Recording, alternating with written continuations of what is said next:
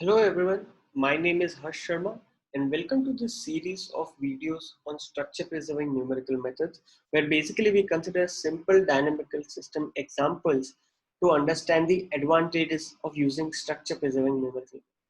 In today's video, we are going to talk about the Lotka-Volterra model. Here's the overview of this video. So first, we'll start with the introduction where we introduce the predator-prey equations and where they are used in the real life application.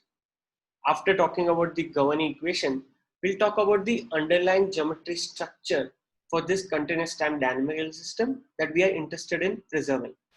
Then we'll consider three simple first order Euler methods to simulate this continuous time dynamical system, and we'll compare the numerical performance of these three methods. And finally, in the end of the video, we'll summarize the things we talked about and also the key takeaways that we get from the numerical results. So let's get started. Now, oftentimes in the dynamics of biological systems, where you have two kinds of species. First, you have the predators and then you have the prey. And we are often interested in understanding the population dynamics of each of these species. So, for the predator-prey dynamics example, we are considering this two-dimensional example where we have the predator modeled by the variable u of t and the prey modeled by the variable v of t. Now, as you can see in this particular slide, the governing equations are this first order nonlinear differential equation. And another important thing to note is that these equations are coupled. As you can see that the u dot equation has both u and v, and the v dot equation also has v and u showing up there. So we all know that the reason why we are interested in using structure preserving methods would be to preserve the geometric structure. But at the first look, we don't see anything specific or any geometric structure from these governing equations. But if we look a bit deeper, we see that this particular dynamical system actually has an invariant of the motion. And that you can easily obtain by dividing the two equations by each other. And if you do that, you get this particular expression over here, where it turns out that this quantity that you see in the first equation is actually an exact differential. And from there, you can obtain this invariant of motion I. So what we mean by an invariant of the motion is that if you given a particular initial condition, the dynamical system, when it moves forward in time, this particular quantity that is represented by this I, which is a function of u and v, remains constant along the time as you move along in time. And you can see at the bottom, we have plotted the contours for this invariant of the motion. And these contours give us a pretty good idea about the dynamics that you see in this two-dimensional system.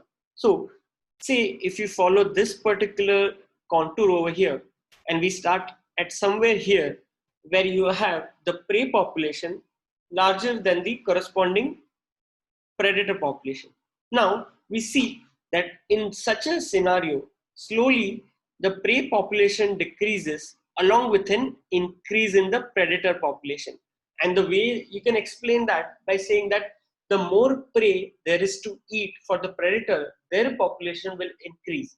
But we see that then as the predator population increasing, the prey population keeps on decreasing, and then we start to see a decrease in the predator population as well.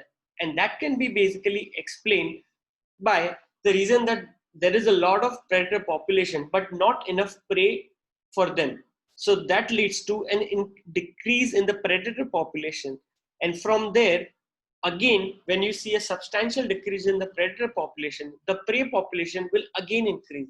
And this cycle keeps on going on forever. Now, as you can see in these figures, each of these contours are actually closed orbits. So what that tells us is that given any set of initial condition or wherever you start on this phase space, you'll always keep moving along these closed orbits. And that represents the actual dynamics of this predator and prey system that you have. And while numerically simulating this system, we would like to preserve this particular property through our simulations as well. So we have considered the first order Euler method. This is something we have often studied, encountered in our undergraduate level numerical method course. So first, you have the explicit Euler, where you see that at any stage n, where you have the un and vn representing the predator and prey population, you go to the next un plus 1 and vn plus 1 by moving along the vector field which is evaluated at the current point in the phase space. So here you are moving along h, which is your time step, and then un and vn, which is your current state, and your vector field evaluated at that particular point. So as the name reflects, the explicit Euler is fully explicit. So you don't need to solve any nonlinear equation. You just given un vn, you just obtain the next by using these equations. Then you have the implicit Euler, where you have the vector field evaluated at the updated position. And that's why you have un plus 1 and vn plus 1 showing up here. So as you can see, the equations for the implicit Euler are actually, you have to solve a system of nonlinear equation at each time step to move to the next updated configuration. So for that basically makes the implicit Euler computationally expensive. And then finally, we have the symplectic Euler, where if you see closely, the first equation is an implicit equation, but the second equation is actually an explicit equation. So how you implement this particular algorithm is that you first obtain vn plus 1 and then plug it into the first equation and then solve a nonlinear equation in un plus 1. So computationally, symplectic Euler still requires one nonlinear equation solved at each time step. So it is more expensive than the explicit Euler, but still way cheaper than the implicit Euler, which requires a system of coupled nonlinear equations. So now let's see how these methods perform for the dynamical system that we are considering. So here we have drawn the contours for the explicit Euler method, and you have the predator population on the x-axis and the prey population on the y-axis. And if you simulate this system using explicit Euler, we start from this particular point over here, and then we see that as time moves forward, the trajectory actually spirals outwards. Now, this is something that we don't expect or want in our simulation, because we know that in the continuous time system, the trajectory should be closed. So we see a blow up with the explicit Euler. Now let's see what happens with the implicit Euler. Again, when we start at this point, we see how the implicit Euler method is actually spiraling inwards. And in numerical analysis, this is often referred to as the numerical dissipation, where the actual system is conservative, but this method is introducing dissipation. And this again is very undesirable for us because we want closed orbits. Now let's see how our structure preserving methods performs. So we start at this point over here, and then as time moves forward, we see that it is actually able to track a closed orbit, and it keeps on moving around that particular orbit. So to summarize our results, we consider first this explicit Euler, where we started at this particular point, and then as we move forward in time, it actually started spiraling outwards and ending at this point over here. For the implicit method, we started at this point and then we actually spiraled inwards, which is basically due to the numerical dissipation of this particular method. But for the symplectic Euler, which is a structure preserving method, we saw how we start at this point and we actually move around in a closed orbit. And that is something that we are retaining from the continuous system.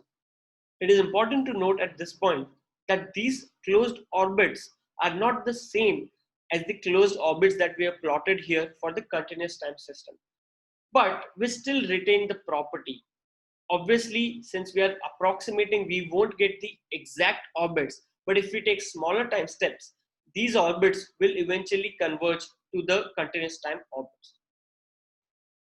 So to conclude, we talked about this two-dimensional system for predator-prey dynamics, where you have the predator and prey population interacting, predator and prey population interacting with each other, and their population is affected by the interaction. We also talked about the geometric structure underlying, and which was the invariant of the motion. And through the contour plot, we explained how this dynamics evolves. And finally, we also talked about the simulation using first order Euler methods, where we saw how the explicit Euler, despite being very computationally cheap, is actually giving very inaccurate result by actually spiraling outwards. Then we also saw the implicit Euler, which was computationally very expensive due to solving a system of coupled numerical equations at each time step. And despite the high computational cost, we saw the numerical dissipation, which led to spiraling inwards. And finally, we considered the symplectic Euler, where we are able to retain the closed orbits or the invariant of the motion property of the continuous time dynamical system. So to conclude, we saw how through this Lotka-Volterra model, using the structure preserving methods for the dynamical system actually gives you advantage when you are talking about long-time simulation.